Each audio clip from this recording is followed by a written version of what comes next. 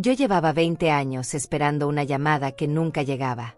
20 años enviando regalos que desaparecían en el silencio. 20 años marcando números que sonaban y sonaban hasta que una voz grabada me decía que dejara un mensaje. Y yo dejaba mensajes. Decenas, cientos de mensajes a lo largo de 2 décadas. Feliz cumpleaños, Cynthia. Te extraño mucho. Jaime, soy mamá. Solo quería saber cómo estás. Los he pensado todo el día. Espero que estén bien. Les mando un abrazo. Los quiero. Pero nunca, ni una sola vez en 20 años, recibí una respuesta. Ni una llamada de vuelta. Ni un mensaje de texto. Ni siquiera un correo electrónico frío y distante. Nada. El silencio se había convertido en mi único compañero, en la respuesta constante a cada intento desesperado por mantener viva una relación que mis hijos habían decidido enterrar sin siquiera decírmelo a la cara. Esta mañana me desperté en mi pequeño apartamento de un dormitorio, el mismo donde he vivido sola desde que mi esposo murió hace 23 años. Las paredes están llenas de fotografías de cuando Cynthia y Jaime eran niños. Ahí está Cynthia con su vestido rosa de graduación de primaria. Jaime con su uniforme de fútbol, sonriendo con esa sonrisa que solía iluminar mi mundo entero. Fotos de cumpleaños, de navidades, de viajes a la playa que hacíamos cuando todavía teníamos poco dinero pero mucho amor. O eso creía yo. Cada mañana me levanto y veo esas fotos, y cada mañana me pregunto en qué momento dejé de existir para ellos. Me preparé un café y me senté frente a la ventana, mirando la calle. Hoy es miércoles. Un día común. Un día más en esta vida de espera que ya no espera nada. Revisé mi teléfono por costumbre. 0 llamadas perdidas. 0 mensajes. Lo mismo de siempre. Abrí la galería y miré las fotos de los regalos que he enviado a lo largo de estos años. Siempre tomo una foto antes de enviarlos, como si necesitara prueba de que lo intenté, de que no me rendí, de que seguí siendo su madre aunque ellos dejaran de ser mis hijos. El año pasado le mandé a Cynthia un chal de cachemira que me costó $250. Nunca supe si lo recibió. Hace 6 meses le envié a Jaime una pluma Montblanc para su oficina, $300 que gasté de mi pequeña pensión. Jamás mencionó haberla recibido. Cada cumpleaños, cada Navidad, cada fecha importante, yo enviaba algo. Y cada vez, el silencio me devolvía la certeza de que para ellos, yo ya no existía. Me vestí con un pantalón negro y una blusa blanca sencilla. A mis 69 años ya no me importa impresionar a nadie, pero todavía mantengo mi dignidad. Salí a caminar por el parque cerca de mi casa, algo que hago todas las mañanas para no volverme loca dentro de estas 4 paredes. Vi a otras mujeres de mi edad caminando con sus nietos, riendo, tomando fotos, compartiendo helados. Yo nunca conocí a mis nietos. Sé que Cynthia tiene 2, un niño y una niña. Lo descubrí por Facebook hace 4 años, cuando todavía revisaba sus perfiles antes de que me bloquearan. Jaime tiene una hija. También lo supe por las redes sociales, por las migajas de información que podía recoger antes de que cerraran completamente esa puerta también. 3 nietos que no conocen mi nombre, que no saben que existo, que crecieron pensando que su abuela simplemente no está. Regresé a casa alrededor del mediodía y encontré un sobre en mi buzón. Era una invitación. Una invitación elegante, impresa en papel grueso color marfil con letras doradas. La abrí con manos temblorosas. Era de Cynthia. Una invitación formal para su fiesta de cumpleaños número 45. Este sábado.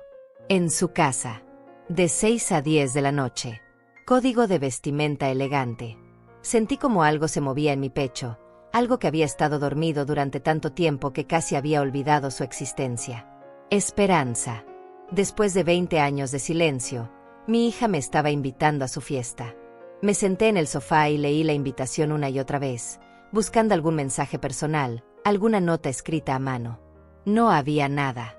Solo la invitación formal, impresa, impersonal. Pero era algo. Era más de lo que había tenido en 2 décadas.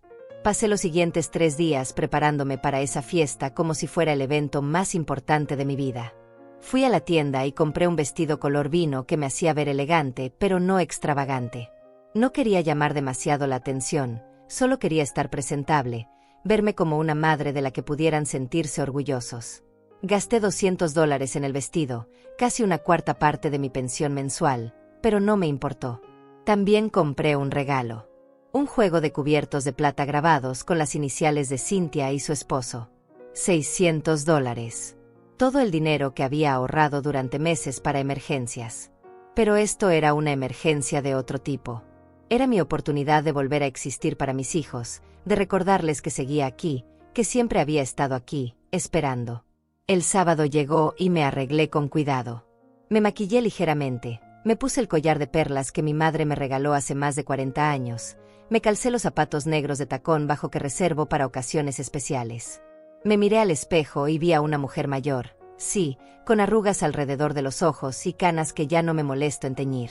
Pero también vi a una mujer que todavía tenía dignidad, que todavía se mantenía erguida a pesar de todo. Tomé un taxi porque ya no conduzco. Mi vista no es tan buena como antes. Durante el trayecto, practiqué en mi mente lo que les diría. Hola Cynthia, feliz cumpleaños mi amor. Jaime, qué gusto verte. Los he extrañado tanto. Frases simples, frases que una madre debería poder decir sin tener que ensayarlas, pero que yo necesitaba preparar porque ya no sabía cómo hablar con mis propios hijos. El taxi me dejó frente a una mansión enorme en uno de los barrios más exclusivos de la ciudad. Me quedé parada en la acera por un momento, mirando la casa iluminada, escuchando el murmullo de voces y música que salía del interior. Cynthia había prosperado. Eso era evidente. Su esposo Álvaro Pedraza era un empresario exitoso, y ella se había convertido en una mujer de sociedad. Lo sabía porque a veces, cuando la soledad se volvía insoportable, buscaba su nombre en internet y leía artículos sobre eventos benéficos a los que asistía, sobre su participación en clubes exclusivos, sobre su vida perfecta que no me incluía. Respiré profundo y caminé hacia la puerta principal. Antes de que pudiera tocar el timbre, la puerta se abrió y una empleada doméstica me recibió.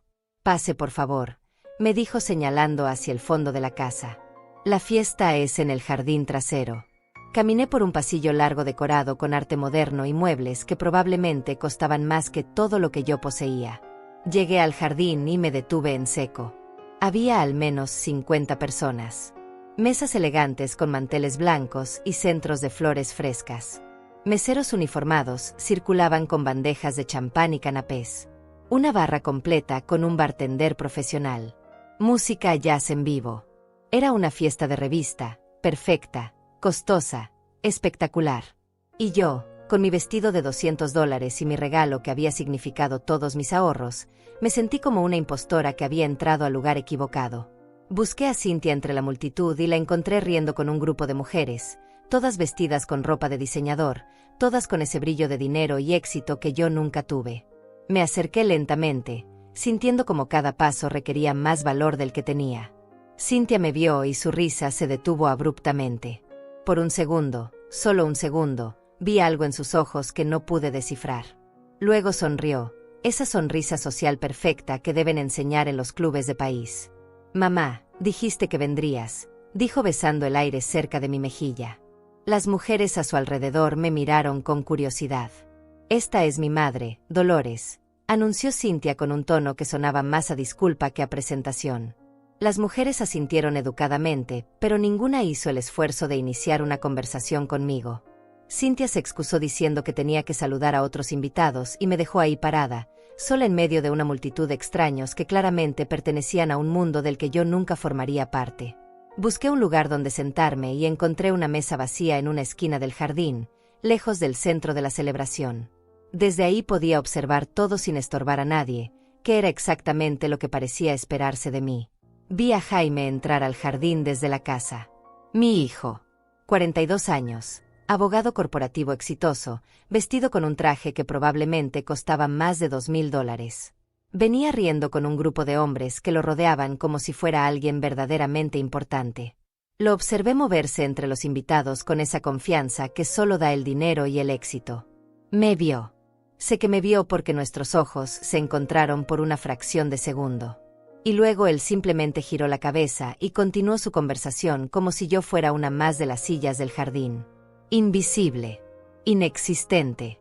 Así me sentía después de 20 años de llamadas sin respuesta, y así me confirmaba el que efectivamente lo era. Una mesera se acercó y me ofreció champán. Lo tomé solo para tener algo en las manos. algo que hacer con ellas además de retorcerlas sobre mi regazo.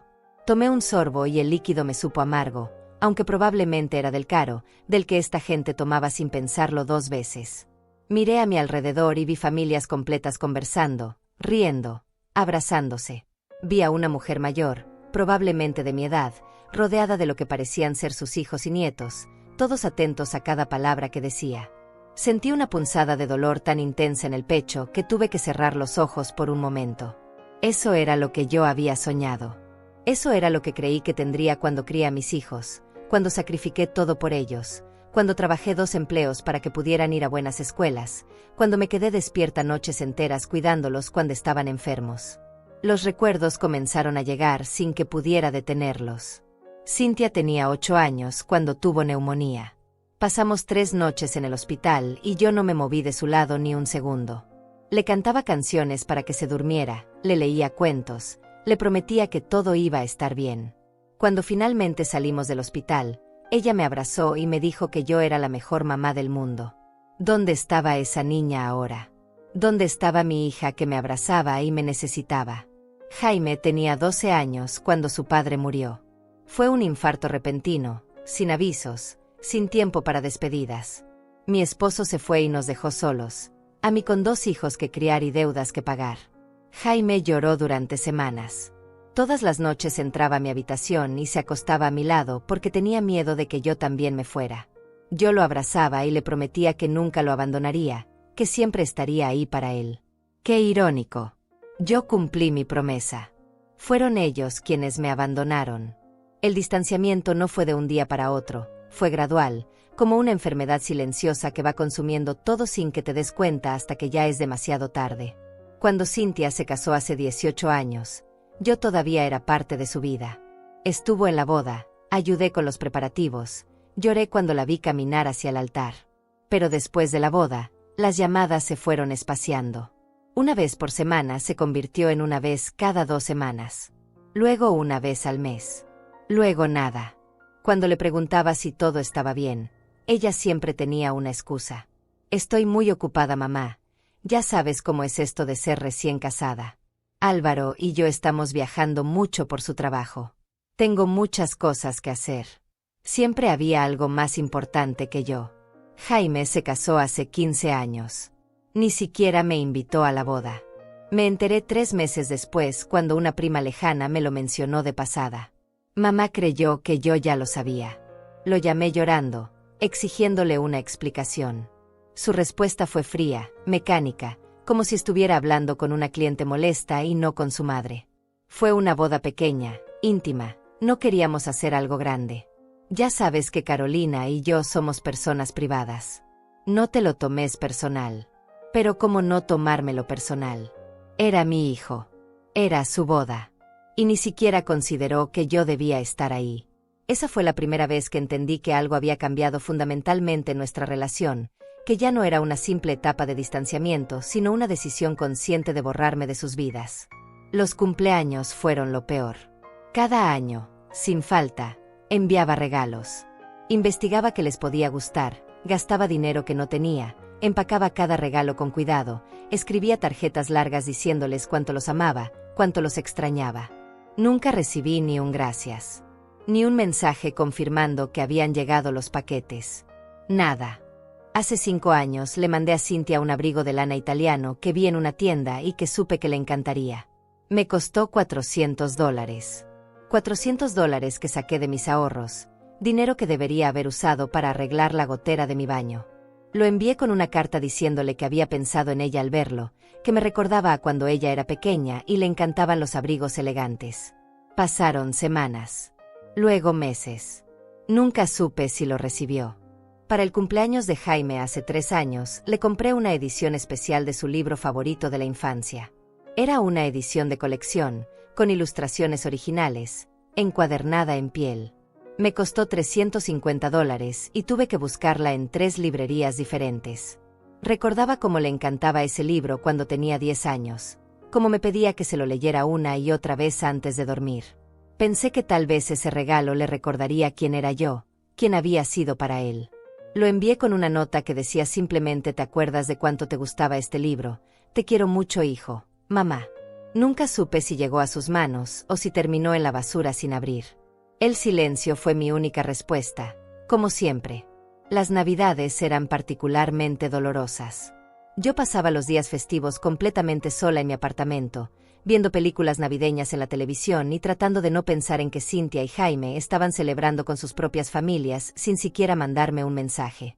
Hace 4 Navidades me atreví a presentarme en la casa de Cynthia sin avisar. Toqué el timbre y ella misma abrió la puerta. La sorpresa en su rostro rápidamente se convirtió en molestia apenas disimulada.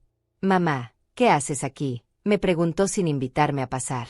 Detrás de ella pude ver un árbol de Navidad enorme, decoraciones elegantes, escuché risas de niños. Mis nietos estaban ahí, a solo metros de mí, y yo ni siquiera sabía sus nombres. Solo quería saludarlos, pasarles un regalo, le dije sosteniendo una bolsa con juguetes que había comprado para los niños. Cynthia tomó la bolsa sin mirar dentro. «Gracias, mamá, pero estamos en medio de una cena familiar. Otro día hablamos. Está bien». Y cerró la puerta. Me quedé parada en el porche de su casa por no sé cuánto tiempo, mirando esa puerta cerrada, escuchando las risas que venían del interior. Cena familiar. Yo era su familia y estaba del lado de afuera, excluida, rechazada, invisible. Caminé hasta la parada de autobús más cercana porque no tenía dinero para un taxi. Era 24 de diciembre y el frío me calaba hasta los huesos. Llegué a mi apartamento pasada la medianoche. Me quité los zapatos y me senté en el sofá a oscuras. No encendí el árbol pequeño que había puesto en la esquina de la sala. No puse música navideña. Solo me quedé ahí, en el silencio, entendiendo finalmente que no importaba cuánto insistiera, no importaba cuántos regalos enviara, no importaba cuántas veces los llamara. Ellos habían decidido que yo ya no formaba parte de sus vidas. Intenté hablar con ellos sobre esto solo una vez. Fue hace 2 años. Logré que Jaime contestara el teléfono, probablemente porque llamé desde un número desconocido y él pensó que era algo de trabajo. «Hijo, necesito hablar contigo», le dije con la voz temblorosa. «Necesito entender qué pasó, por qué me tienen fuera de sus vidas». Hubo un silencio largo del otro lado de la línea. Luego él suspiró, ese suspiro de fastidio que usa la gente cuando tiene que lidiar con algo que considera una pérdida de tiempo. «Mamá, no seas dramática. No te tenemos fuera de nada. Simplemente estamos ocupados. Tenemos nuestras propias vidas, nuestras propias familias. No podemos estar llamándote todo el tiempo». «Pero yo no pido todo el tiempo», respondí tratando de mantener la calma.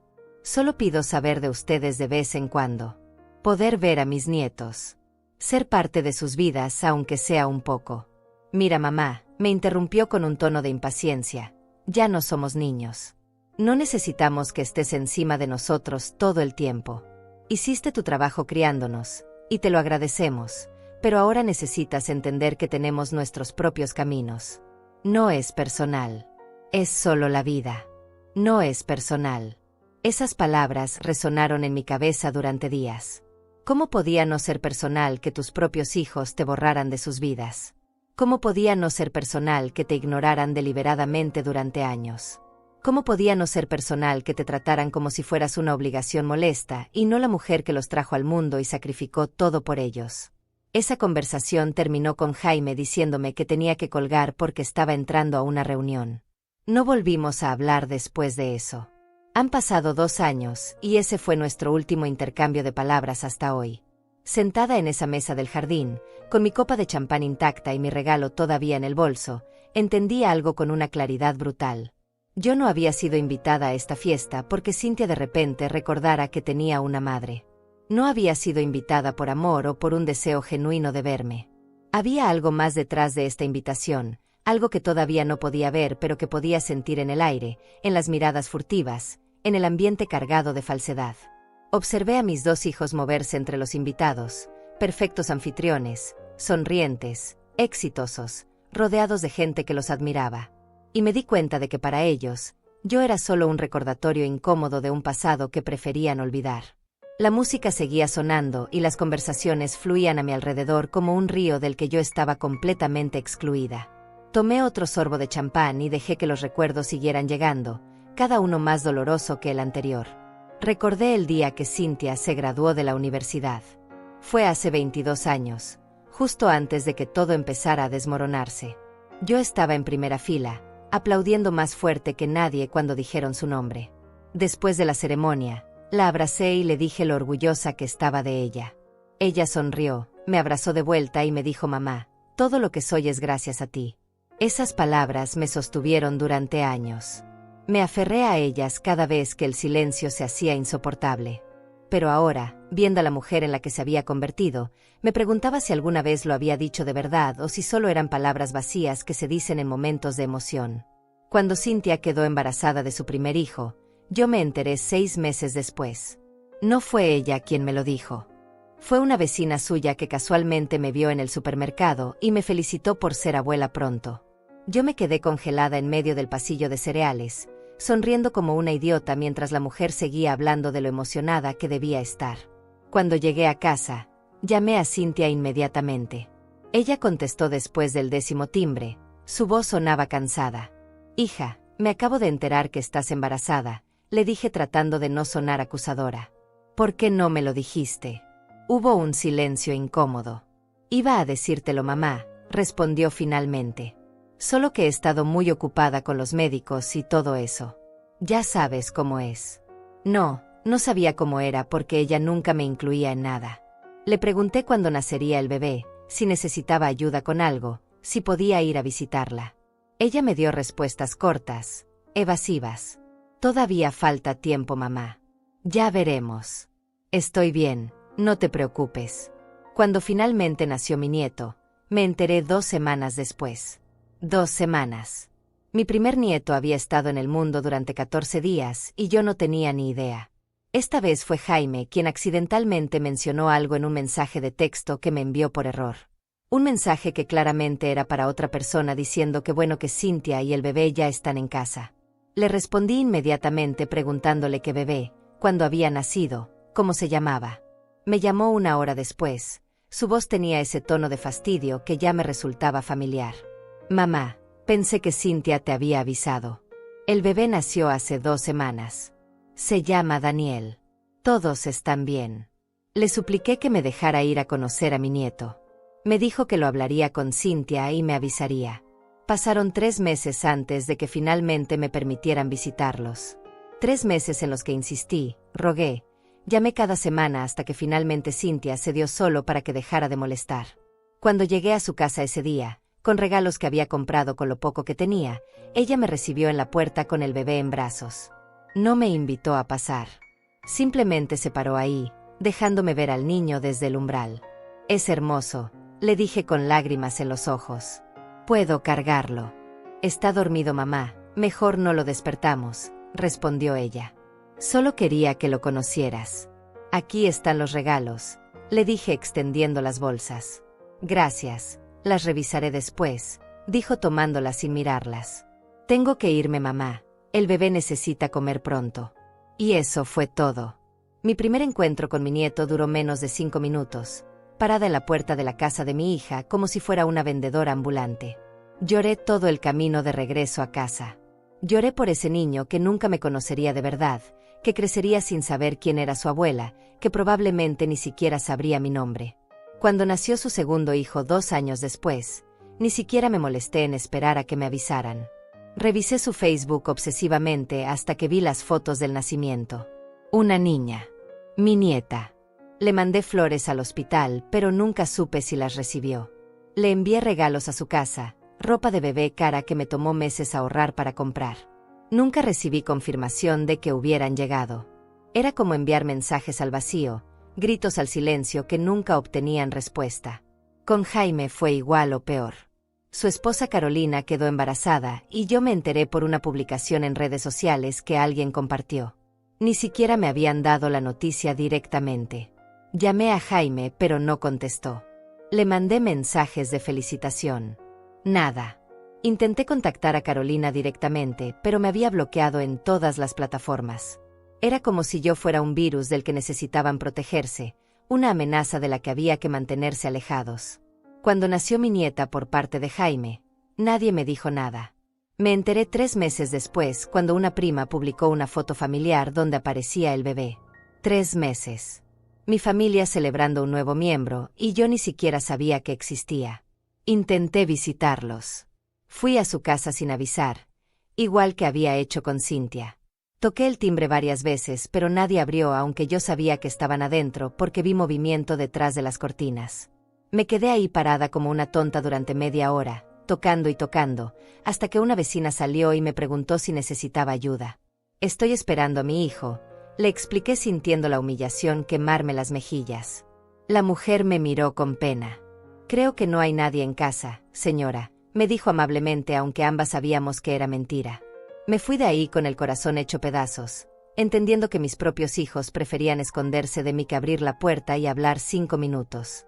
Los cumpleaños de mis nietos eran otro tipo de tortura. Yo enviaba regalos religiosamente para cada uno. Juguetes, ropa, libros. Gastaba lo que no tenía tratando de comprar, aunque fuera un pequeño espacio en sus vidas. Pero nunca supe si mis nietos abrían esos regalos, si les gustaban, si siquiera sabían quién se los enviaba. Probablemente Cynthia y Jaime los recibían y los guardaban o los regalaban sin decirles a los niños de quién venían. Era más fácil así. Más fácil borrarme completamente que explicarles por qué la abuela que nunca ven sigue mandando cosas. Hace 2 años le envié a Daniel, mi nieto mayor, una bicicleta para su 8º cumpleaños. Me costó $500.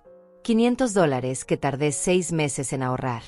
La mandé con una tarjeta que decía: para mi nieto querido, espero que disfrutes esta bicicleta tanto como tu mamá disfrutaba la suya cuando tenía tu edad.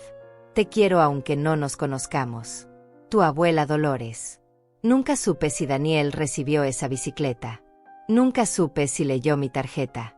Probablemente Cynthia la tiró a la basura antes de que él pudiera verla. Era más fácil mantener la narrativa de que yo simplemente no existía, de que por alguna razón misteriosa la abuela no estaba presente en sus vidas. Más fácil que admitir que ellos conscientemente me habían excluido, que habían tomado la decisión deliberada de cortarme de la familia. Miré hacia donde estaba Cynthia ahora, rodeada de sus amigas elegantes, riendo de algo que alguien había dicho. Me pregunté si alguna vez pensaba en mí. Si alguna vez, en medio de sus días perfectos y ocupados, se detenía un segundo a recordar a la mujer que la había criado, que había trabajado 2 empleos para darle todo lo que necesitaba, que se había sacrificado cada día de su vida por ella. Recordé las noches en que trabajaba como cajera en un supermercado y luego limpiando oficinas para poder pagar la escuela privada donde Cynthia quería estudiar. Recordé cómo mis manos quedaban rojas e hinchadas de tanto fregar pisos, pero yo seguía porque quería que mi hija tuviera oportunidades que yo nunca tuve. Recordé cuando Jaime necesitó tutorías especiales en matemáticas porque estaba batallando en la escuela. Esas tutorías costaban $100 la hora. Yo agregué un tercer trabajo, vendiendo cosméticos de puerta en puerta los fines de semana, solo para poder pagarle a ese tutor. Mis pies me dolían tanto que había noches en que no podía dormir. Pero lo hacía porque era mi hijo, porque quería que él tuviera éxito, que llegara lejos. Y llegó lejos. Ambos llegaron lejos. Cynthia con su mansión y su esposo rico y sus fiestas elegantes. Jaime con su bufete de abogados y su traje de $2,000 y su vida perfecta. Llegaron tan lejos que me dejaron atrás como si yo fuera basura del camino, algo que había servido su propósito y ahora ya no era necesario. Los miré a ambos moverse entre sus invitados y sentí algo nuevo además del dolor. Sentí rabia. Una rabia fría y clara que empezaba a despertar después de 20 años de estar dormida bajo capas de tristeza y negación. Me había pasado 2 décadas rogando por su atención, suplicando por migajas de amor, enviando regalos como si pudiera comprar un lugar en sus corazones. Y todo ese tiempo ellos habían estado ignorándome deliberadamente, conscientemente, cruelmente. Un mesero pasó y dejó una bandeja de canapés en mi mesa. Los miré sin apetito. Comida cara servida en platos elegantes para gente que probablemente ni siquiera la apreciaría porque estaban acostumbrados a este nivel de lujo. Pensé en mi refrigerador casi vacío en casa, en cómo tenía que calcular cada compra del supermercado para que mi pensión alcanzara todo el mes.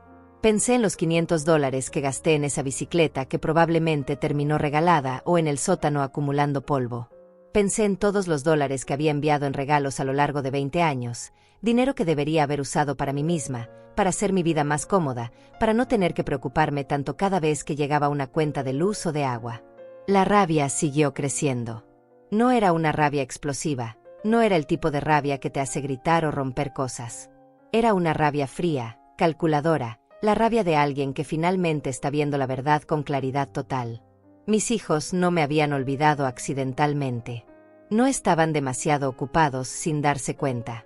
Ellos habían elegido activamente borrarme de sus vidas. Habían elegido no contestar mis llamadas. Habían elegido no responder mis mensajes. Habían elegido mantener a sus hijos alejados de mí. Habían elegido cerrarme la puerta en la cara, literalmente y figurativamente. Y yo, como una tonta, había seguido insistiendo, rogando, enviando señales de humo esperando que algún día ellos recordaran que yo existía. Pero hoy, sentada en esta fiesta donde claramente yo no pertenecía, donde ni siquiera sabía por qué había sido invitada después de tanto tiempo, algo cambió dentro de mí. Algo se quebró definitivamente, pero no de la manera dolorosa de antes. Se quebró de una manera liberadora. Me di cuenta de que ya no quería seguir rogando. Ya no quería seguir siendo invisible para las dos personas que debían amarme más que nadie en el mundo. Ya no quería seguir viviendo en esta agonía de esperanza constante y decepción garantizada. Estaba todavía perdida en mis pensamientos cuando vi a Álvaro, el esposo de Cynthia, caminar hacia una pequeña tarima que habían instalado en el centro del jardín. Era un hombre alto, de unos 50 años, con ese aire de autoridad que dan el dinero y el poder. Tomó una copa de champán y golpeó ligeramente el cristal con una cuchara. El sonido resonó por todo el jardín y poco a poco las conversaciones se fueron apagando. Todos los invitados se giraron hacia él con atención. Yo me quedé donde estaba, en mi esquina alejada, sintiendo como mi corazón empezaba a latir más rápido sin saber exactamente por qué. Buenas noches a todos, comenzó Álvaro con esa voz entrenada para hablar en público. Gracias por acompañarnos en este día tan especial para celebrar a mi esposa maravillosa. Los invitados aplaudieron y Cynthia subió a la tarima junto a él, radiante en su vestido color champán que probablemente había costado más de lo que yo ganaba en 3 meses. Se besaron mientras todos aplaudían y yo sentía como algo se retorcía en mi estómago. Álvaro continuó hablando sobre lo afortunado que era de tener a Cynthia en su vida, sobre todo lo que habían construido juntos, sobre sus planes para el futuro. Yo escuchaba a medias, todavía tratando de entender por qué me habían invitado después de tanto tiempo. Entonces Álvaro dijo algo que me hizo prestar atención completamente. También quiero aprovechar este momento para hacer un anuncio importante, dijo mirando a la multitud. Como muchos de ustedes saben, Cynthia y yo hemos estado trabajando en un proyecto muy especial. Hizo una pausa dramática y yo vi cómo Jaime se acercaba a la tarima con una sonrisa en el rostro. Mi hijo subió los escalones y se paró junto a su hermana y su cuñado. Los 3 se veían perfectos ahí arriba, como una fotografía de revista de gente exitosa y feliz. Estamos emocionados de anunciar, continuó Álvaro, que hemos adquirido un terreno hermoso en la costa, con vista al mar, donde construiremos una casa de playa para toda la familia. Una casa donde podremos reunirnos, crear recuerdos, fortalecer nuestros lazos familiares. Los invitados aplaudieron con entusiasmo. Yo me quedé paralizada en mi silla. Familia. Había dicho familia. Pero yo ni siquiera sabía de este proyecto. Nadie me había mencionado nada. Obviamente, porque yo no formaba parte de esa familia de la que hablaban. Jaime tomó el micrófono. Como abogado de la familia, continuó con ese tono profesional que usaba, he estado coordinando todos los aspectos legales de esta adquisición. Y quiero decirles que esta casa de playa no es solo una propiedad, es un legado que dejaremos para nuestros hijos y los hijos de nuestros hijos.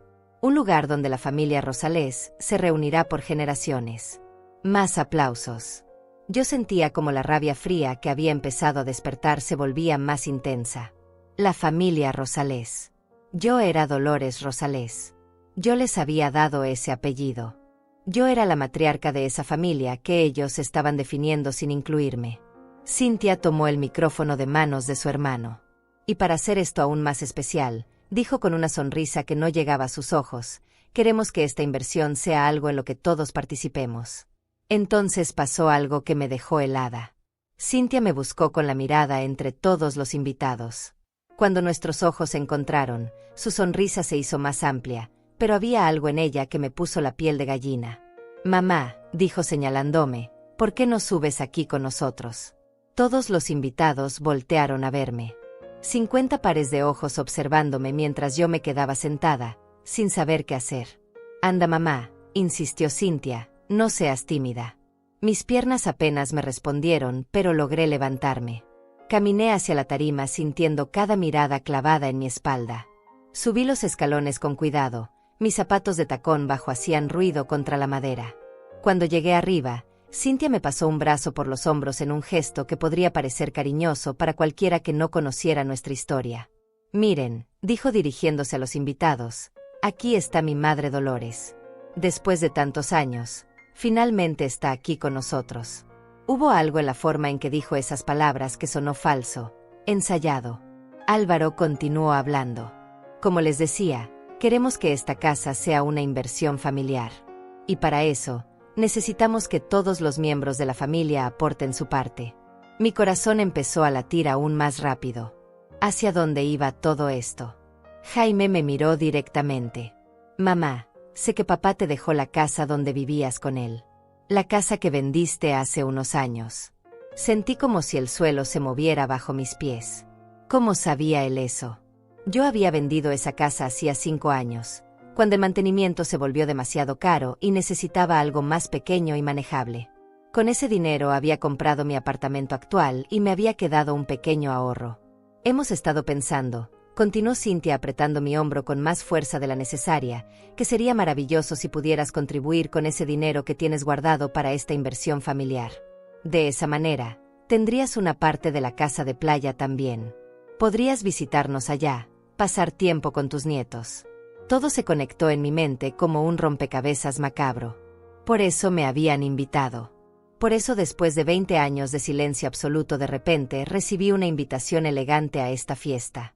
No era porque me extrañaran. No era porque finalmente se hubieran dado cuenta de que tenían una madre. Era porque necesitaban mi dinero. Necesitaban los ahorros que yo había acumulado de la venta de la única propiedad que tenía. La casa que mi esposo y yo compramos juntos, donde criamos a nuestros hijos, donde construimos una vida. ¿Cuánto dinero tienes de esa venta, mamá?, preguntó Jaime como si estuviera en una reunión de negocios y no hablando con su madre frente a 50 extraños. Yo no podía hablar. Las palabras se me habían atorado en la garganta. Álvaro intervino con una sonrisa que pretendía ser amable.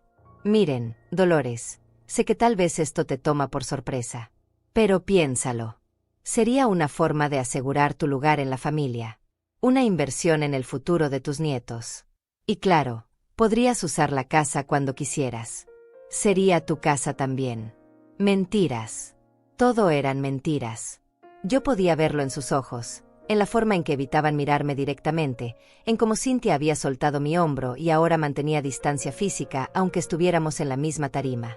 Nosotros estamos poniendo la mayor parte, agregó Cynthia, pero pensamos que tú querrías ser parte de esto.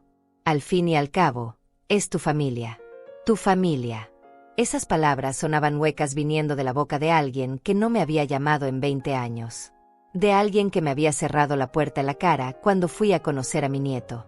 De alguien que había bloqueado mis números, ignorado mis mensajes, devuelto mis cartas. Jaime sacó un folder que tenía preparado. Ya tengo todos los documentos listos, dijo con eficiencia profesional. Solo necesitamos que firmes aquí y aquí, y que hagas la transferencia del dinero. Estamos hablando de unos $200,000, ¿verdad, mamá? Eso es más o menos lo que sacaste de la venta de la casa después de comprar tu apartamento. Yo seguía sin poder hablar. $200,000. Era exactamente la cantidad que me quedaba. ¿Cómo lo sabían? ¿Cómo habían investigado mis finanzas sin que yo supiera? La respuesta era obvia. Jaime era abogado. Tenía contactos. Había formas de averiguar estas cosas. Habían planeado todo esto meticulosamente.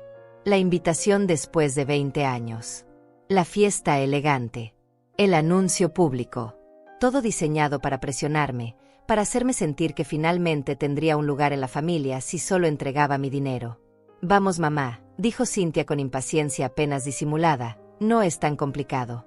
Es una buena inversión. La propiedad va a aumentar de valor. Y además, finalmente podrás convivir con tus nietos en un ambiente familiar. ¿No es eso lo que siempre has querido? Sí, era lo que siempre había querido. Pero no así. No comprado con los ahorros de mi vida. No como parte de un plan calculado donde yo solo era un cajero automático al que finalmente decidían acceder después de ignorarme durante 2 décadas. Todos los invitados nos miraban expectantes. Algunos sonreían, pensando probablemente que estaban presenciando un momento familiar conmovedor.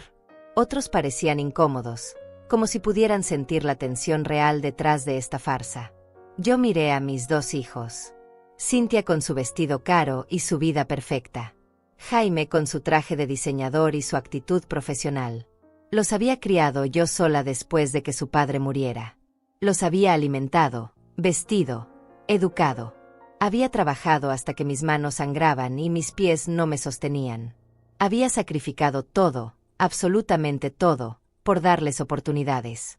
Y ahora estaban ahí, frente a mí, pidiéndome lo último que me quedaba. No pidiéndolo realmente, exigiéndolo con esta presión pública calculada. Miré el folder que Jaime sostenía con los documentos ya preparados. Qué conveniente que lo tuviera todo listo. Qué conveniente que supiera exactamente cuánto dinero tenía yo. Qué conveniente que hubieran elegido hacer esto frente a todos estos testigos, apostando a que yo sería demasiado educada, demasiado avergonzada, demasiado desesperada por su aprobación como para decir que no. Durante 20 años yo había rogado por su atención. Había suplicado por una llamada, por una visita, por cualquier señal de que todavía les importaba. Y en 20 años nunca me habían dado nada. Ni su tiempo, ni su amor, ni siquiera un mensaje de texto ocasional. Pero ahora que necesitaban algo de mí, ahora sí aparecía la familia, ahora sí había invitaciones y sonrisas y palabras sobre crear recuerdos juntos.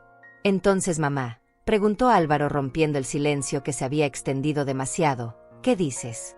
¿Quieres ser parte de este proyecto familiar? Todas las miradas estaban sobre mí.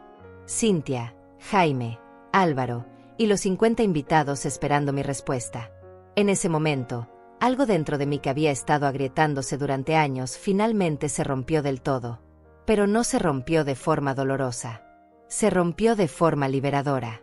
Como cadenas que caen. Como una puerta que se abre. Como despertar de una pesadilla larga y darte cuenta de que finalmente tienes el control. Los miré a todos, uno por uno. Vi la avaricia apenas disimulada en los ojos de Álvaro. Vi la impaciencia en el rostro de Cynthia. Vi la fría calculación en la expresión de Jaime. Y algo en mi interior dijo basta. Basta de rogar. Basta de suplicar. Basta de enviar regalos al vacío. Basta de llamadas sin respuesta. Basta de pretender que algún día las cosas cambiarían. Basta de aferrarme a la esperanza de que mis hijos recordarían quién los había criado. Basta de ser invisible. Basta de ser conveniente solo cuando necesitaban algo. Basta de todo. Mi respiración se calmó. Mi corazón dejó de latir tan rápido. Una claridad fría y perfecta se instaló en mi mente. Sabía exactamente qué tenía que hacer. No iba a gritar. No iba a hacer una escena. No iba a darles esa satisfacción. Iba a hacer algo mucho más efectivo. Iba a desaparecer. Pero antes, tenía que salir de esta tarima con lo poco de dignidad que me quedaba. Respiré profundo y miré a Cynthia directamente a los ojos. Necesito pensarlo, dije con una voz que sorprendentemente salió firme y clara. Es mucho dinero y una decisión importante. Vi cómo su rostro se tensaba. Mamá, no hay mucho que pensar, respondió con una sonrisa forzada. Es una oportunidad única. La propiedad se va a vender pronto y necesitamos cerrar el trato esta semana. Esta semana. Por supuesto. La presión no era accidental. Jaime intervino sacando una pluma de su bolsillo. Mira, mamá, si firmas ahora los documentos, yo puedo procesar todo mañana mismo. Es un proceso simple. Solo necesito acceso a tu cuenta para hacer la transferencia. Acceso a mi cuenta. Querían acceso a mi cuenta bancaria. La única seguridad que me quedaba después de una vida de trabajo y sacrificio. No, dije simplemente. La palabra salió de mi boca antes de que pudiera pensarla demasiado. El silencio que siguió fue pesado, incómodo. Álvaro soltó una risa nerviosa. Como que no, Dolores. ¿No entiendes que esto es por tu bien también? Por mi bien, repetí sintiendo como la rabia fría se volvía más sólida dentro de mí. Por mi bien sería que me hubieran llamado aunque fuera una vez en 20 años. Por mi bien sería conocer a mis nietos.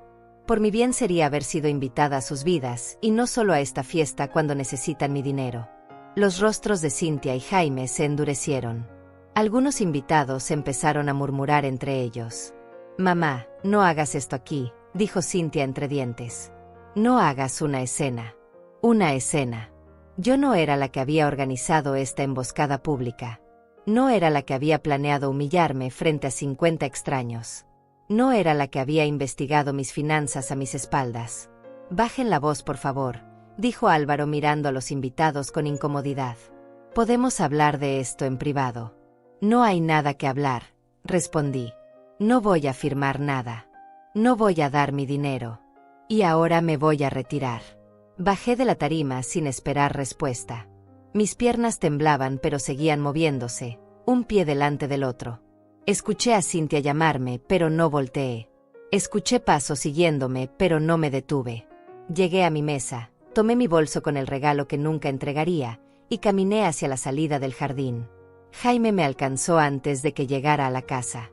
Me tomó del brazo con fuerza. «No puedes irte así, mamá», dijo con voz baja y amenazante. «Suéltame», respondí tratando de liberar mi brazo. «Necesitas entender algo», continuó él sin soltarme. «Esa casa de playa es una inversión inteligente. Si no participas, no esperes tener acceso a ella nunca. No esperes venir a visitarnos allá. No esperes ser parte de nuestras vacaciones familiares. No espero nada de ustedes», dije mirándolo directamente. «Hace 20 años que no espero nada. ¿Y saben qué? Finalmente lo entendí. Ustedes no me olvidaron. Ustedes eligieron olvidarme. Y yo elegí quedarme rogando como una tonta. Pero eso se acabó». Algo en mi tono debe haberlo sorprendido porque finalmente soltó mi brazo. «Mamá», empezó a decir, pero lo interrumpí. «No me llames mamá. Las madres reciben llamadas de sus hijos. Las madres conocen a sus nietos. Las madres son parte de las vidas de sus familias. Yo no soy tu madre. Soy solo alguien con dinero que de repente les interesa». Me di la vuelta y seguí caminando. Esta vez nadie me detuvo.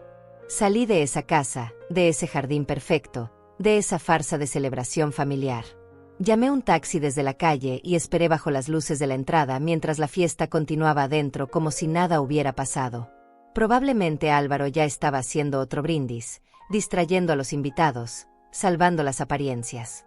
Cuando el taxi llegó, subí y le di mi dirección al conductor. Miré por la ventana mientras nos alejábamos de esa mansión iluminada. Y en ese momento, con una claridad que nunca antes había tenido, supe exactamente qué iba a hacer. No iba a seguir rogando. No iba a seguir esperando. No iba a seguir siendo la madre invisible que existía solo cuando la necesitaban. Iba a desaparecer de verdad. Completamente. Y cuando lo hiciera, sería de tal forma que nunca, jamás, podrían encontrarme o acceder a lo que era mío. El taxi avanzaba por las calles oscuras y yo sentía como cada kilómetro que me alejaba de esa casa era un kilómetro hacia mi libertad. Hacia mi nueva vida.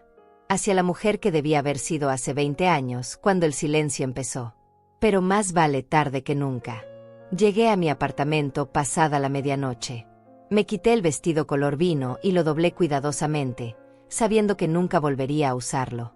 Me puse mi bata vieja y me senté en la mesa de la cocina con una taza de té que no tenía intención de tomar. Solo necesitaba algo caliente entre las manos mientras mi mente trabajaba con una claridad que nunca antes había experimentado. No sentía dolor.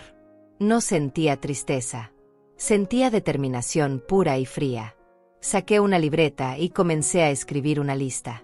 No era una lista emocional, era práctica, metódica, definitiva. Primero, cambiar mi nombre legalmente. Segundo, vender el apartamento. Tercero, cerrar todas mis cuentas bancarias y abrir nuevas en otro banco. Cuarto, cancelar mi número de teléfono. Quinto, eliminar todas mis redes sociales. Sexto, contactar a un abogado para revisar mi testamento.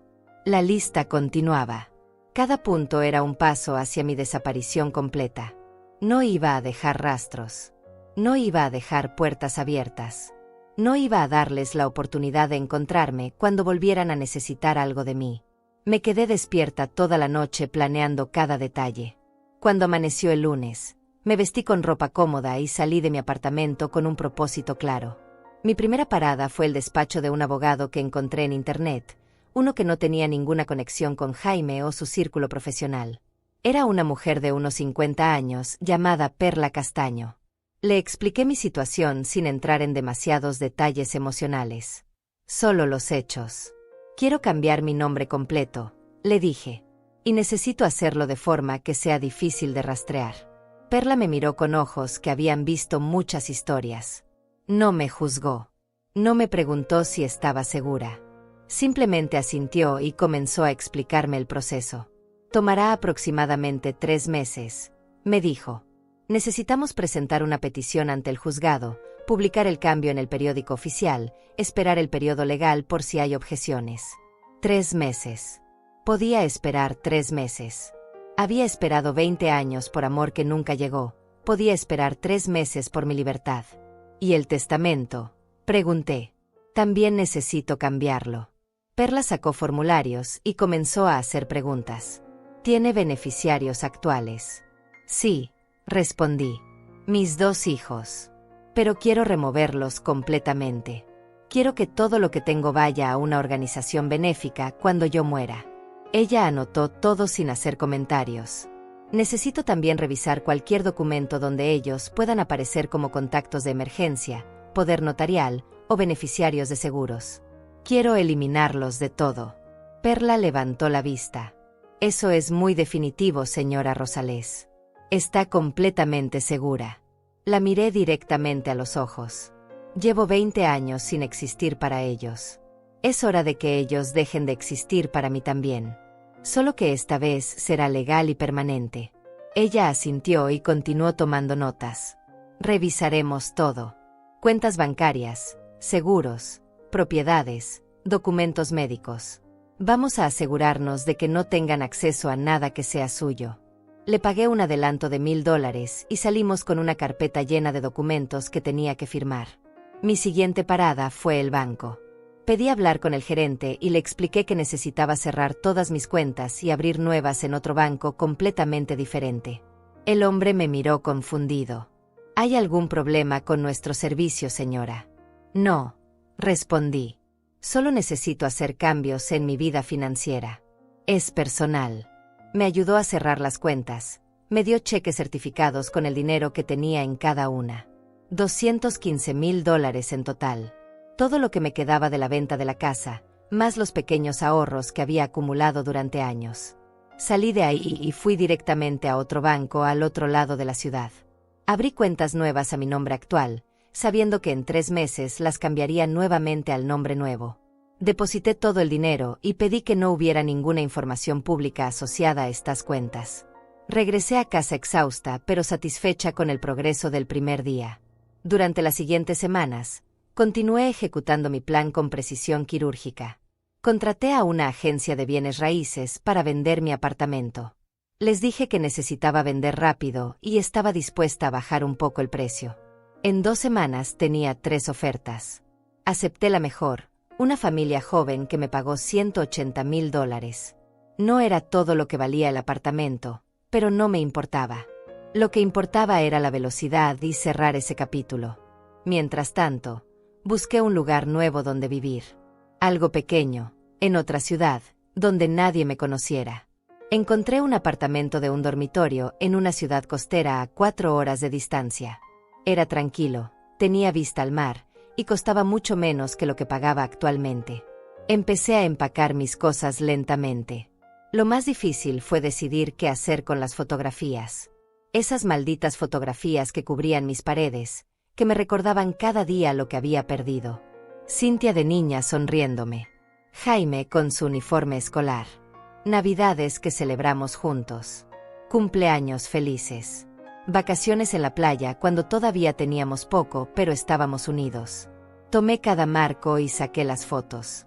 Las miré una por una, permitiéndome sentir el dolor una última vez. Luego las puse todas en una caja. No las tiré. No podía hacerlo todavía. Pero las guardé en el fondo de un closet, fuera de mi vista. Cuando terminara de mudarme, decidiría si las quemaba o simplemente las dejaba olvidadas en algún lugar. Cancelé mi número de teléfono. Ese número que había tenido durante 15 años. El número que Cynthia y Jaime tenían guardado pero nunca marcaban. Lo cancelé y obtuve uno nuevo con un plan prepagado que no requería contrato ni información personal detallada. Eliminé mi cuenta de Facebook, la única red social que tenía. Borré años de publicaciones que nadie había comentado, fotos que nadie había dado me gusta, mensajes que había enviado y nunca fueron respondidos. Fue liberador ver cómo esa cuenta desaparecía con un simple clic. Cambié mi correo electrónico. El viejo, donde recibía notificaciones de cumpleaños de mis hijos que nunca celebraba con ellos, lo cerré. Abrí uno nuevo con un nombre genérico que nadie podría asociar conmigo. Pasaron las semanas y yo seguía trabajando en mi plan con la dedicación de alguien que finalmente había encontrado un propósito. Un día recibí una llamada en mi teléfono viejo, justo antes de cancelarlo. Era Jaime.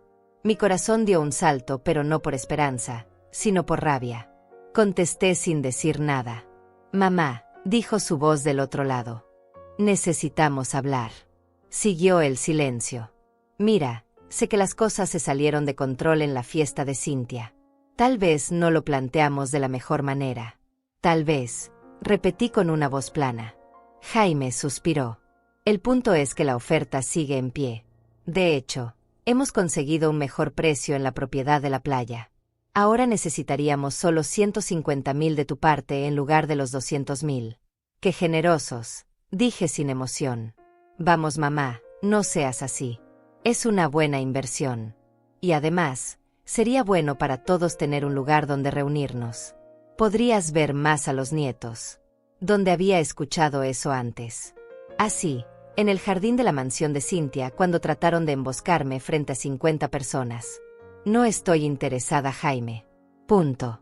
«Pero mamá», empezó a decir. «No me llames más», lo interrumpí. «No quiero saber nada de tu casa de playa, ni de tus inversiones, ni de tu vida». Hubo un silencio sorprendido. «Estás siendo muy dramática, mamá». «¿Crees que soy dramática?», pregunté sintiendo como la rabia fría se calentaba un poco. 20 años sin una llamada de ustedes, y yo soy la dramática.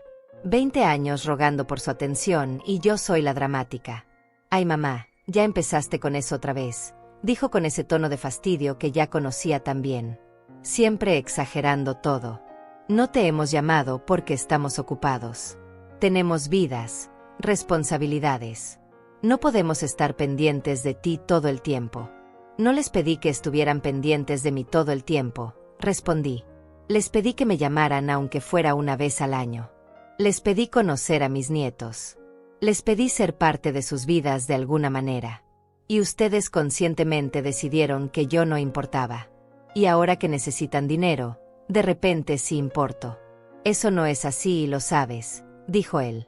«Mira, si no quieres invertir en la casa está bien. Pero no vengas después queriendo visitarla o pasar tiempo ahí con la familia». «La familia», repetí. «¿Qué familia, Jaime? Ustedes no son mi familia». «La familia se preocupa uno por el otro. La familia contesta el teléfono. La familia no desaparece durante 2 décadas y luego aparece pidiendo dinero». «Estás siendo ridícula», dijo él elevando la voz. «Sabes que mamá, haz lo que quieras. Pero no esperes que sigamos rogándote que seas parte de nuestras vidas». «Ustedes nunca me rogaron nada», respondí. «Yo fui la que rogó». Pero eso se terminó. Y colgué. Inmediatamente después apagué el teléfono, saqué el chip, lo corté en pedazos con unas tijeras. Ese número dejó de existir en ese momento.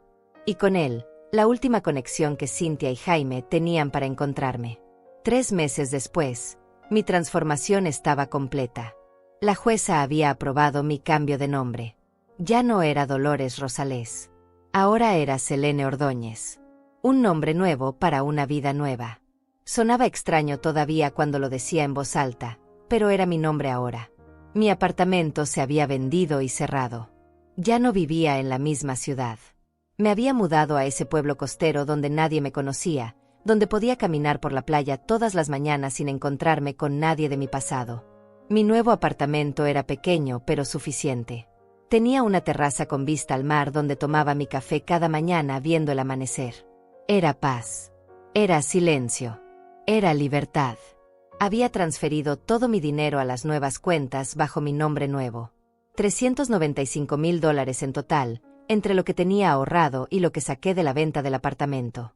Era más que suficiente para vivir cómodamente el resto de mi vida si era cuidadosa. Perla Castaño, mi abogada, había completado todos los cambios legales. Cynthia y Jaime habían sido removidos de absolutamente todo. Mi testamento ahora dejaba todo a una fundación que ayudaba a mujeres mayores abandonadas por sus familias. Era irónico y apropiado. Mi seguro de vida tenía el mismo beneficiario. Mis documentos médicos ya no los listaban como contactos de emergencia. En caso de emergencia, ahora aparecía el nombre de Perla, quien había aceptado ser mi representante legal para todo.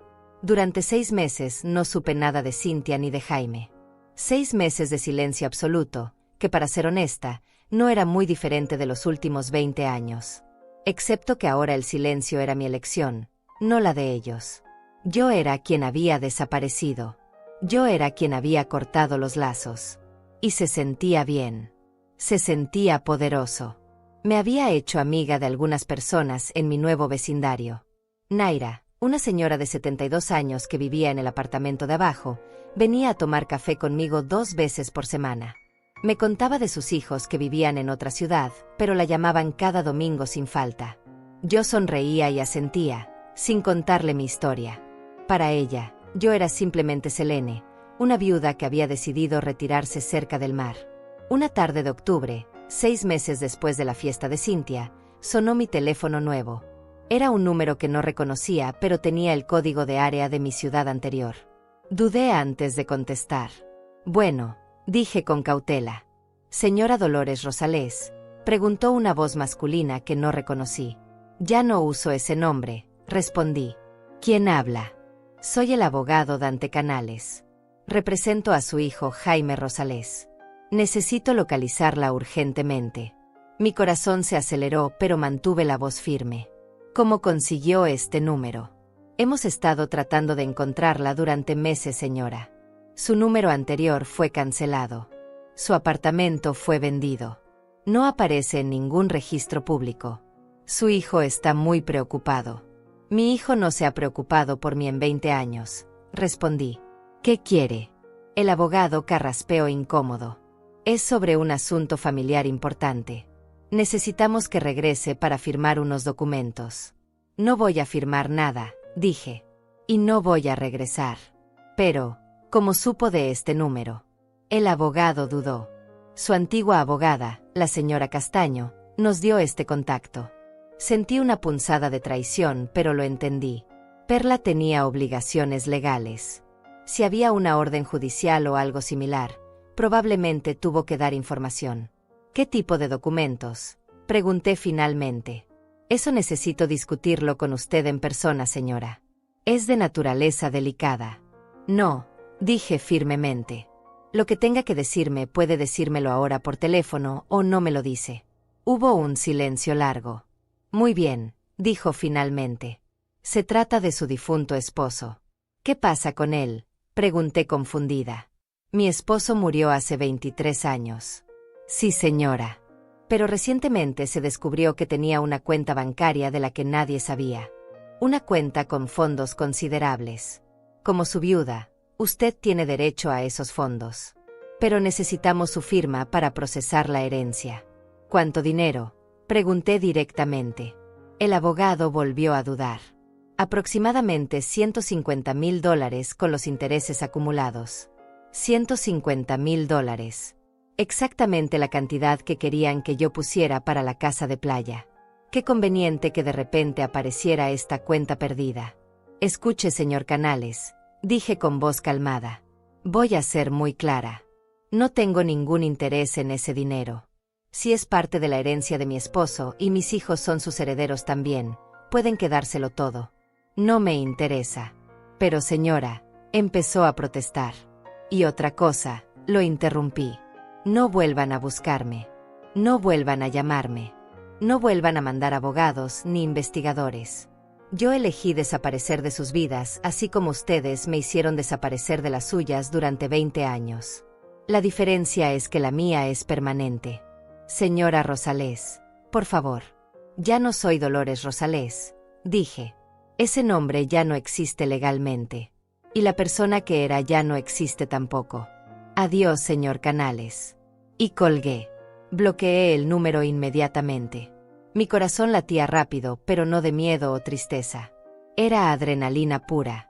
Habían tratado de encontrarme. Habían contratado abogados. Habían inventado una historia sobre una cuenta bancaria perdida. Todo para localizarme. Todo porque finalmente se habían dado cuenta de que ya no podían acceder a mí ni a mi dinero. Me serví un vaso de agua y salí a la terraza. El sol se estaba poniendo sobre el océano, pintando el cielo de naranjas y rosas. Respiré el aire salado y me permití sentir la victoria. Ellos habían pasado 6 meses buscándome. 6 meses tratando de rastrearme. Y yo simplemente había desaparecido.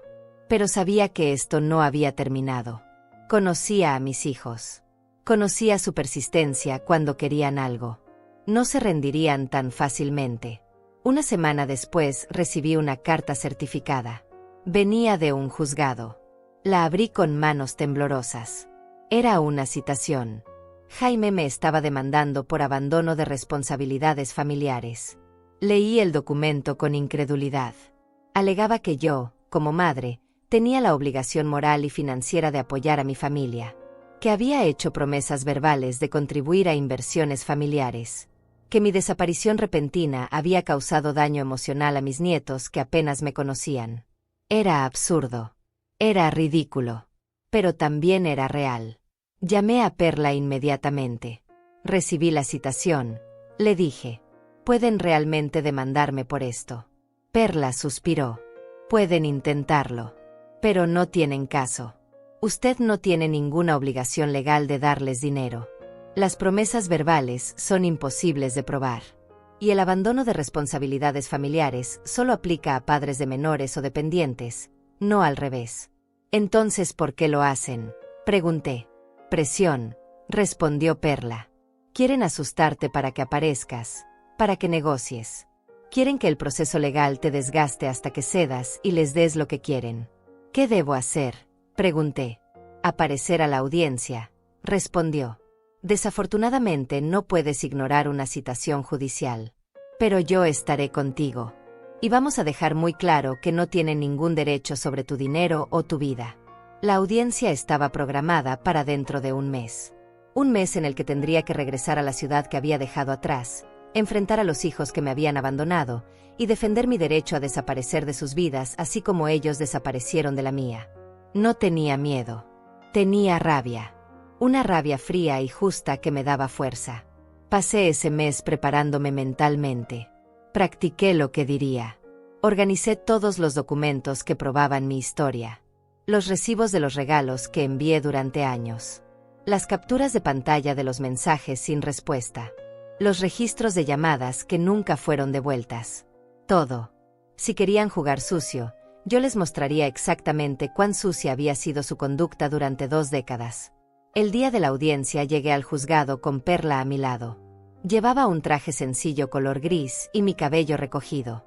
Me veía presentable, pero no intimidada. Cuando entré a la sala, vi a Jaime sentado con su abogado. Cintia estaba ahí también, vestida elegantemente como siempre.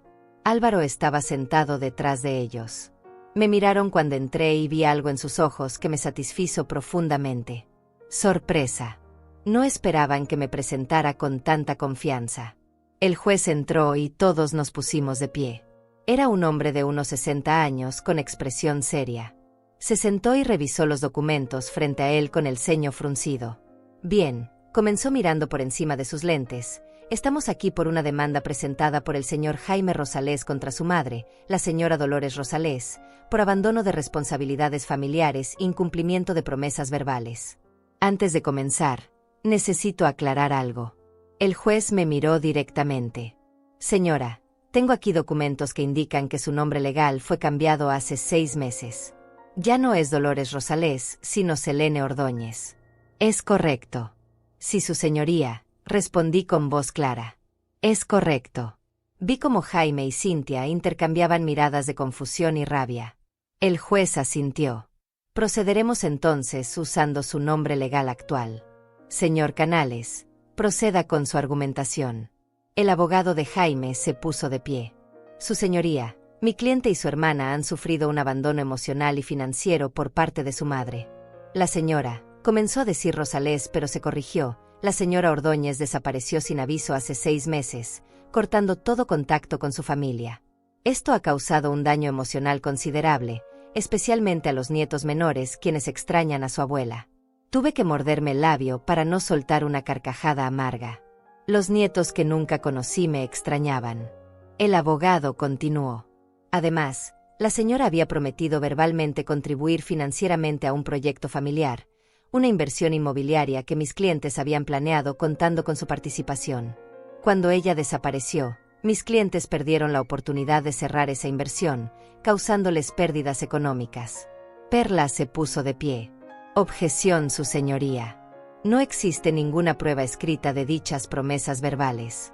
Y en cuanto al supuesto abandono emocional, tenemos extensa evidencia de que fue exactamente lo contrario. El juez levantó la mano. Llegaremos a eso. Señor Canales, ¿tiene alguna prueba tangible de estas promesas verbales? El abogado dudó. Tenemos testimonios de los presentes en la fiesta de cumpleaños donde se discutió el tema. Testimonios de personas que estuvieron en esa emboscada pública, pensé. El juez parecía escéptico. Continué. Me gustaría llamar a declarar a la señora Cintia Pedraza. Cintia se puso de pie y caminó al estrado. Lucía perfecta como siempre, cada cabello en su lugar, su ropa cara y elegante. Juró decir la verdad y se sentó. Señora Pedraza, comenzó su abogado, puede describir la relación que ha tenido con su madre a lo largo de los años. Cintia respiró profundo y puso su cara de víctima. Mi madre siempre ha sido una persona muy difícil, comenzó. Después de que mi padre murió, se volvió demandante, necesitada de atención constante. Yo traté de mantener el contacto, pero era agotador. Cada conversación terminaba con ella quejándose de que no la visitábamos suficiente, de que no la llamábamos suficiente. Era una carga emocional muy pesada. Apreté los puños bajo la mesa, pero mantuve la cara neutra. Y en cuanto a la inversión inmobiliaria, continuó el abogado. Sí, respondió Cintia. Pensamos que sería una oportunidad maravillosa para finalmente tener un lugar donde reunirnos como familia. Un lugar donde mamá pudiera pasar tiempo con sus nietos. Le explicamos todo en mi fiesta de cumpleaños.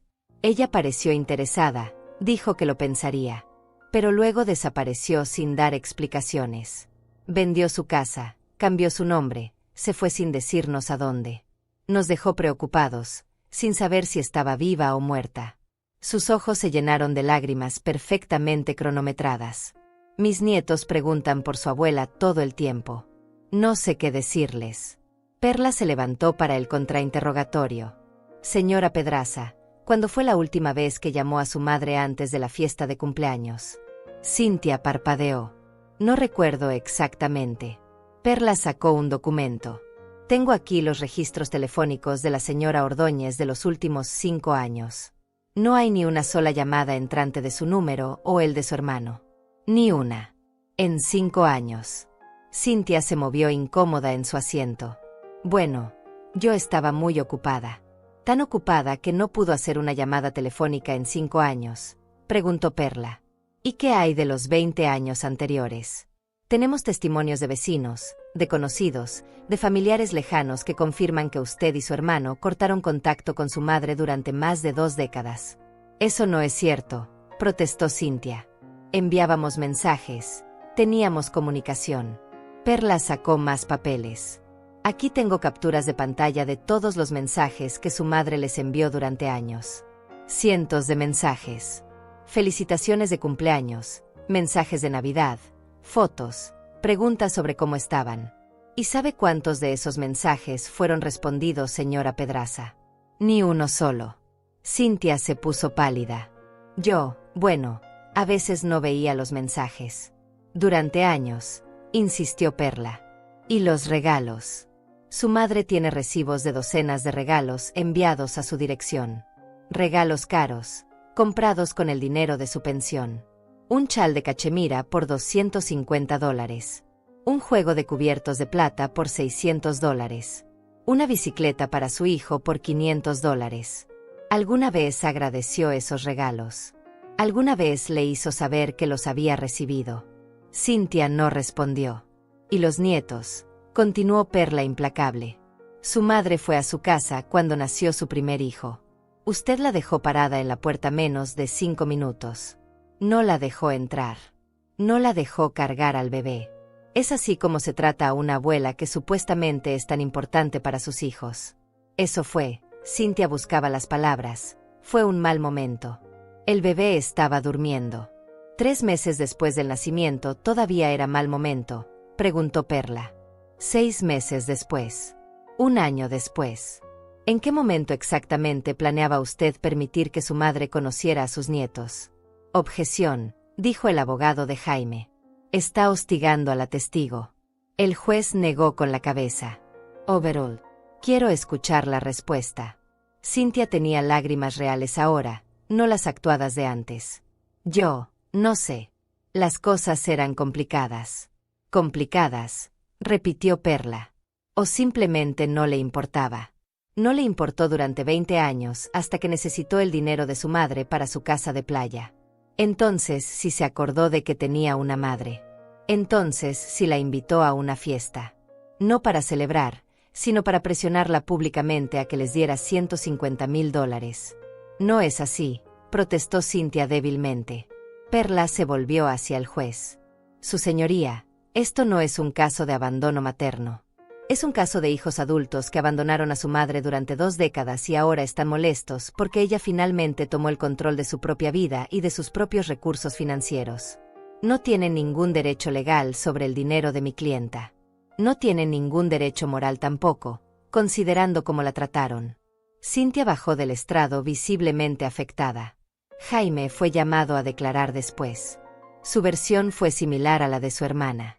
Habló de cómo yo era difícil, demandante, cómo ellos habían tratado de mantener contacto, pero yo siempre quería más. Perla lo destrozó igual que a Cynthia con evidencia tras evidencia de sus años de silencio y negligencia. Finalmente, fui llamada a declarar. Caminé al estrado con la cabeza en alto. Juré decir la verdad, aunque la verdad ya estaba más que clara en los documentos que Perla había presentado. Señora Ordóñez, comenzó Perla, ¿puede explicarle al juez por qué decidió cambiar su nombre y mudarse? Miré directamente al juez. Durante 20 años traté de mantener una relación con mis hijos. Los llamaba y no contestaban. Les enviaba mensajes y no respondían. Les mandaba regalos y nunca supe si los recibían. Fui a sus casas y me cerraron la puerta en la cara. Mis nietos tienen 8, 6 y 4 años. Nunca los he cargado. Nunca he pasado un cumpleaños con ellos. Apenas sé sus nombres. Mi voz se quebró ligeramente, pero continué. No porque yo no quisiera, sino porque mis hijos conscientemente me excluyeron de sus vidas. Durante 20 años rogué por su amor, por su atención, por un pequeño espacio en sus vidas perfectas. Y durante 20 años me ignoraron completamente. Hasta que necesitaron dinero. Entonces sí me invitaron a una fiesta. No para reconectar, sino para presionarme frente a 50 extraños a que les diera mis ahorros de toda la vida. Y cuando se dio cuenta de esto, preguntó Perla aunque sabía la respuesta. En el momento en que me pidieron que firmara documentos que ya tenían preparados, respondí. En el momento en que mi hijo Jaime me dijo exactamente cuánto dinero tenía yo, información que solo podía haber obtenido investigándome a mis espaldas. Ahí entendí que para ellos yo nunca fui su madre. Solo era una cuenta bancaria que finalmente decidieron acceder. Miré a Jaime y Cynthia directamente. Y decidí que si para ellos yo no existía, entonces realmente dejaría de existir. Legalmente, físicamente, completamente. El juez escuchaba con atención. Señora Ordóñez, preguntó directamente, ¿qué quiere usted de esta situación? Quiero que me dejen en paz, su señoría, respondí. Quiero que respeten mi decisión de vivir mi vida sin ellos, de la misma forma en que ellos vivieron sus vidas sin mí durante 2 décadas. No les debo nada. No les debo dinero, no les debo explicaciones, no les debo mi presencia. Ellos tomaron su decisión hace 20 años. Yo tomé la mía hace 6 meses. Y mi decisión es final.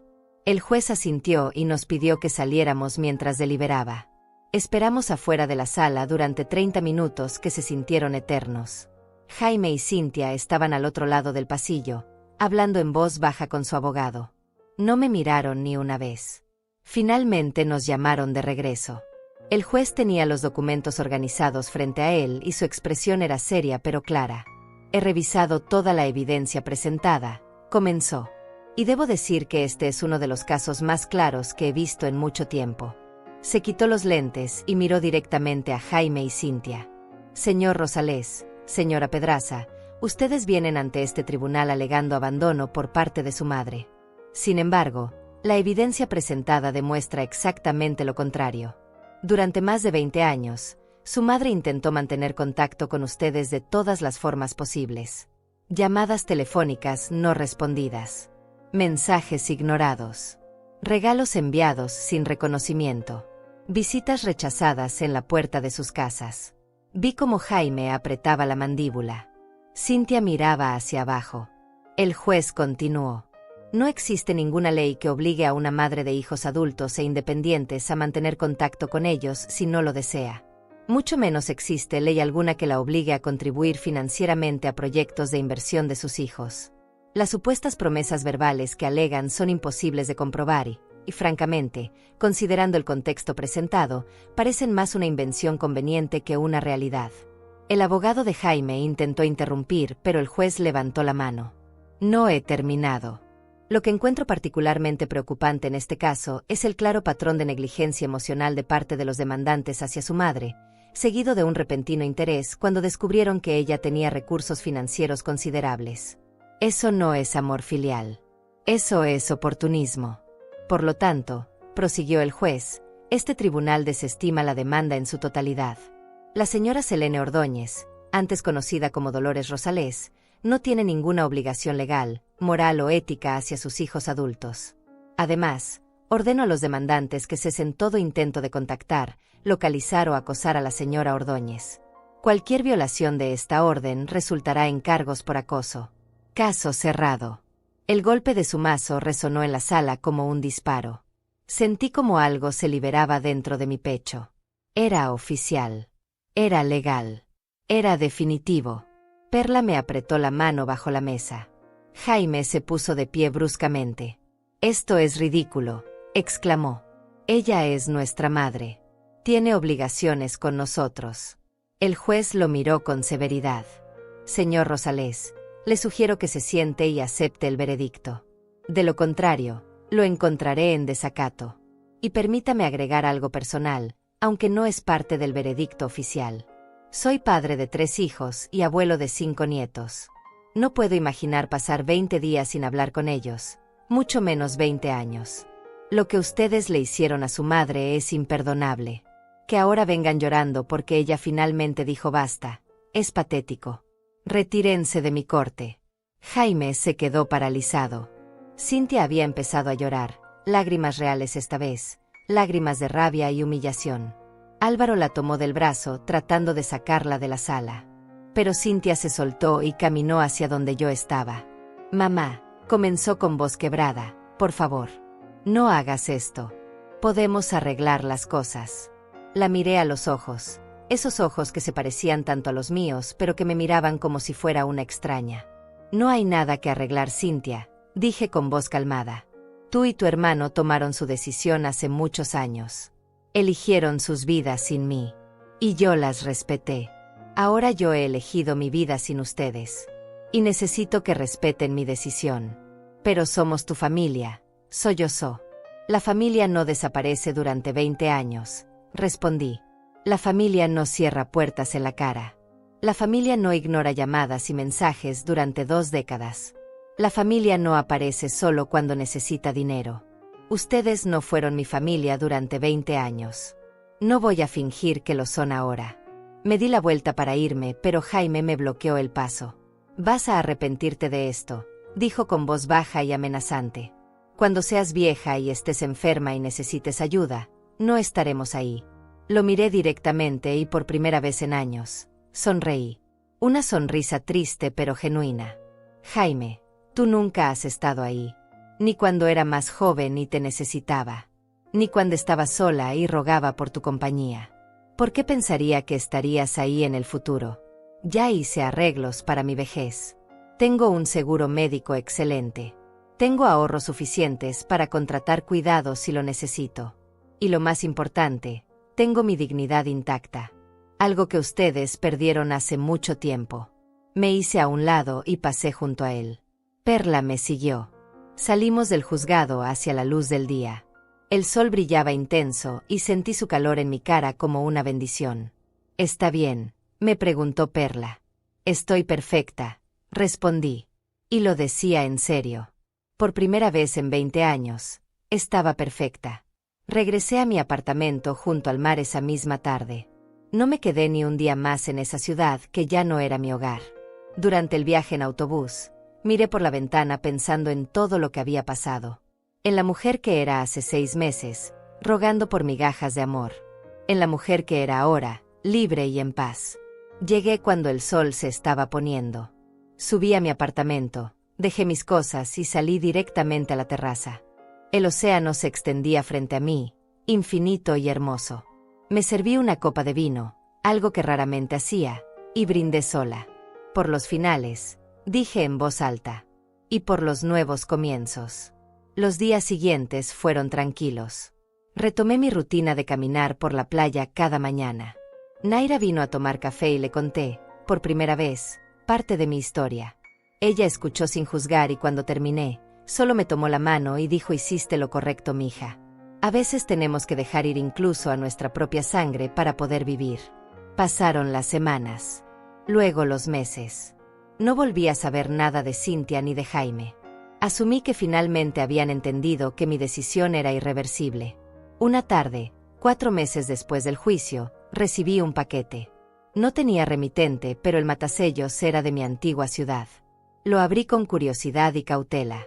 Dentro había una caja pequeña y una carta. Reconocí la letra de inmediato. Era de Cynthia. Mis manos temblaron mientras abría la carta. «Mamá», comenzaba. «Sabía que probablemente no leerías esto, pero necesito intentarlo. He pasado estos meses pensando mucho. En terapia, hablando con mi esposo, reflexionando sobre todo.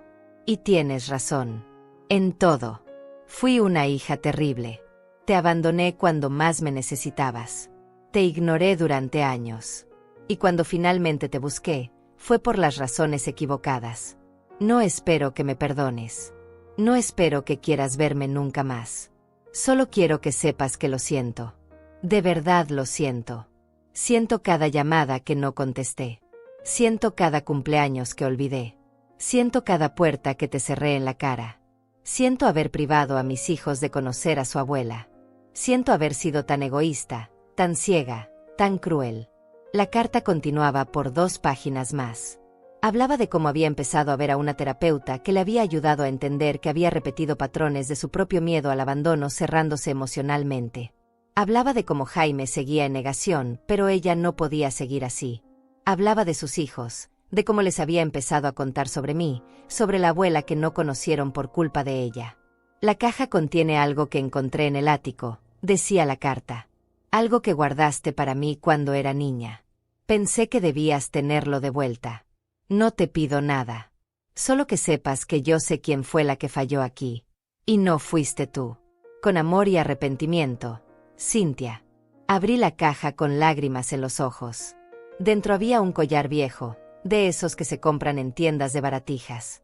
Pero lo reconocí inmediatamente. Era el primer regalo que Cynthia me había hecho cuando tenía 7 años. Lo había comprado con sus propios ahorros, $5 que había juntado durante meses. Me lo había dado en el Día de las Madres con una tarjeta hecha a mano que decía «para la mejor mamá del mundo». Yo había guardado ese collar durante años como un tesoro. Debió haberlo encontrado cuando limpiaron mi antigua casa después de venderla. Sostuve el collar en mis manos y lloré. No eran lágrimas de alegría ni de reconciliación. Eran lágrimas de duelo por lo que pudo haber sido y nunca fue. Por la relación que debimos tener y que se perdió. Por los años que nunca recuperaríamos. Guardé la carta y el collar en una caja al fondo de mi closet. No respondí. No llamé. No busqué a Cynthia. Porque aunque agradecía su disculpa, aunque reconocía su aparente sinceridad, también sabía que algunas cosas están rotas de formas que no se pueden reparar. Y estaba en paz con eso. Había pasado 20 años tratando de forzar una relación que mis hijos no querían. No iba a pasar el resto de mi vida haciendo lo mismo, ni siquiera si ahora era uno de ellos quien buscaba reconectar. Mi vida ahora era mía. Mi tiempo era mío. Mi paz era mía. Y no estaba dispuesta a arriesgar nada de eso, ni siquiera por la posibilidad de recuperar a una hija que me había perdido hace mucho tiempo. 6 meses después de recibir esa carta, en una mañana particularmente hermosa, estaba tomando café en mi terraza cuando Naira subió con un pastel. «Es tu cumpleaños», anunció con una sonrisa. 70 años merece celebrarse. Había olvidado por completo mi cumpleaños. Ya ni siquiera llevaba cuenta de esas cosas. Pero Naira lo había recordado porque se lo había mencionado meses atrás en una conversación casual. Cortamos el pastel y lo comimos viendo el amanecer. Ella me contó historias de sus 72 años, de sus arrepentimientos y sus alegrías. Y yo compartí mis propias reflexiones. Llegué a esta edad sintiéndome finalmente libre, le dije. Libre de expectativas que nunca se cumplieron. Libre de una familia que me veía como una carga. Libre de rogar por amor que no era recíproco. Y sabes que Naira, se siente glorioso. Ella levantó su taza de café en un brindis. Por la libertad, dijo. Por la dignidad. Por las mujeres que finalmente dijeron basta. Brindamos y el sol terminó de salir sobre el océano. En ese momento entendí algo fundamental. Yo no había perdido a mis hijos. Mis hijos me habían perdido a mí. Y era su pérdida, no la mía. Porque yo había pasado 70 años aprendiendo a amar incondicionalmente, a dar sin esperar nada a cambio, a ser fuerte incluso cuando todo se derrumbaba. Había criado 2 hijos sola, había trabajado hasta el agotamiento, había sacrificado todo por ellos. Y cuando finalmente decidí dejar de sacrificarme, cuando finalmente elegí mi propia paz sobre su comodidad, me convertí en la villana de su historia. Pero no me importaba ser la villana si eso significaba ser finalmente libre. Hoy, 3 años después de aquella fiesta de cumpleaños que cambió todo, sigo viviendo en mi apartamento junto al mar. Tengo 72 años. Mi cabello es completamente blanco y ya no me molesto en teñirlo. Tengo arrugas profundas que cuentan la historia de una vida completa, con sus dolores y sus victorias. Camino por la playa cada mañana sin falta. He hecho amigas aquí, mujeres de mi edad que entienden lo que es reinventarse en la última etapa de la vida. Vamos a clases de yoga juntas. Organizamos cenas. Celebramos nuestros cumpleaños. Somos la familia que elegimos, no la que nos tocó. A veces pienso en Cynthia y Jaime. Me pregunto cómo están, si siguen adelante con sus vidas perfectas, si compraron su casa de playa con el dinero de alguien más. Pero esos pensamientos son cada vez menos frecuentes y menos dolorosos. No los odio. Tal vez debería, pero no lo hago. Simplemente los solté. Los dejé ir como se deja ir cualquier cosa que te hace daño. Y en ese dejar ir, encontré algo que nunca esperé encontrar. Me encontré a mí misma. A Selene Ordóñez, una mujer de 72 años que vive sola pero no está sola. Que tiene poco dinero pero suficiente. Que no tiene familia pero tiene comunidad. Que perdió a sus hijos pero ganó su libertad. Mi historia no tiene un final feliz en el sentido tradicional. No hay reconciliación. No hay abrazo final. No hay perdón mutuo y comienzo nuevo. Pero tiene algo mejor. Tiene paz. Tiene dignidad. Tiene una mujer que finalmente entendió que su valor no depende de que otros lo reconozcan. Y eso, descubrí, es más que suficiente. Termino mi café mientras el sol sube completamente en el horizonte. Otro día. Otra oportunidad de vivir en mis propios términos. Sonrío y entro a prepararme para mi caminata matutina. La vida continúa. Mi vida continúa. Y por primera vez en décadas, eso me llena de alegría en lugar de tristeza.